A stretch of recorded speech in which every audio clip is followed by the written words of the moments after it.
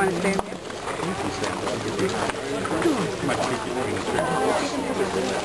Drive. Thank you.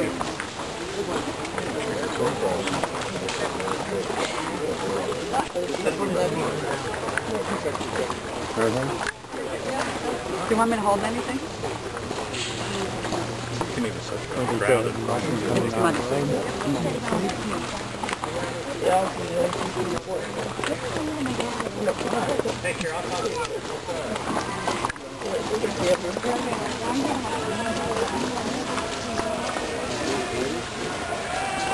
Between the Rangers. Now, even though they aren't necessarily expecting an ambush to occur, they're still on high alert. Colonel Bouquet led a very good march out to western Pennsylvania. You can see that taking place in front of you. Look at how these men are dressed. The British Army was wearing wool uniforms. They typically carried about 50 pounds of equipment with them when they're on the campaign marching. So by the time they got to this location, about 17 miles into the march, these guys are hot, tired, and thirsty. And at 1 o'clock in the afternoon of August the 5th, the Indians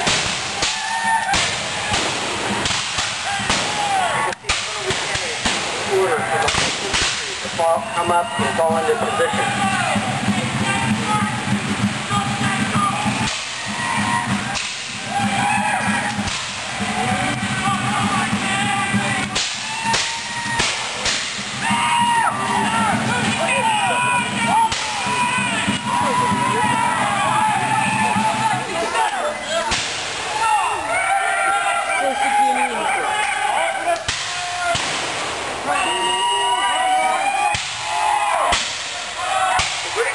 Using the Brown Bess musket. It's a 75 caliber musket.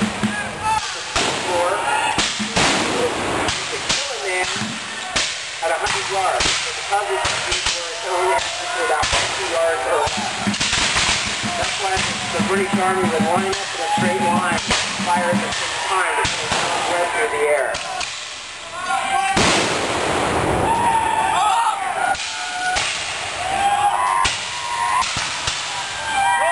Soldiers were expected to be able to load these guns 3 times a minute. There's some accounts, and some were going to have to load it 4 times.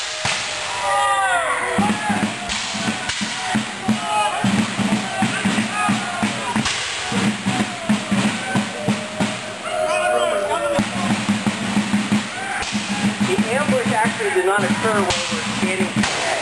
It was further west. If you notice in the park where the amphitheater is located, there's a high hill to the west of the amphitheater. That's the hill in which the Indians were positioned. And as the British Army was making its way around the hill and climbing, is when the Indians attacked.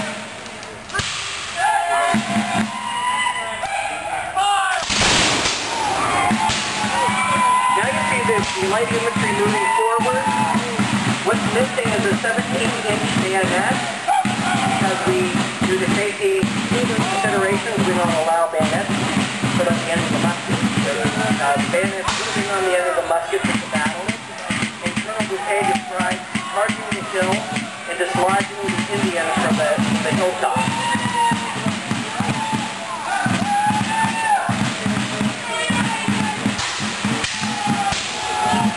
You can see the type of they're all can run.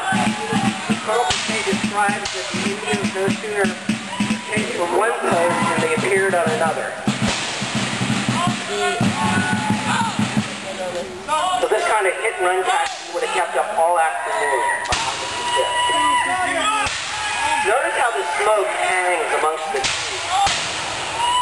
Our woods today are a lot different than they would have been in 1763. This would have been an old-growth forest. The entire battlefield covered with trees large enough for 2 or 3 grown adults to hide behind a tree. So we can't replicate that here today.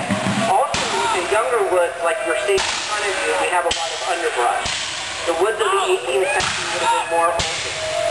However, the canopy of leaves high above our heads would have been much thicker in the 18th century.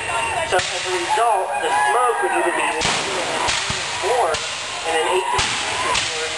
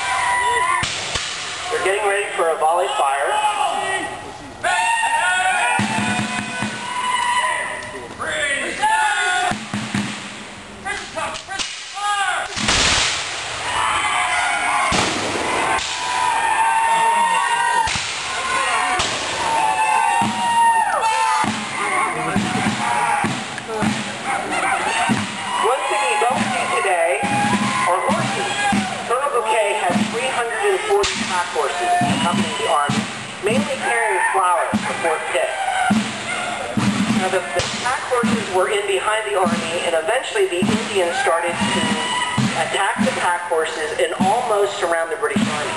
Now when this was starting to occur, Colonel Bouquet gave the order for the army to retreat and fall back.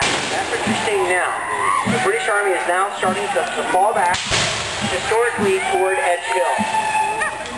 The Rangers are covering the retreat. And now the Indians are going to start to move into position to still taunt and fight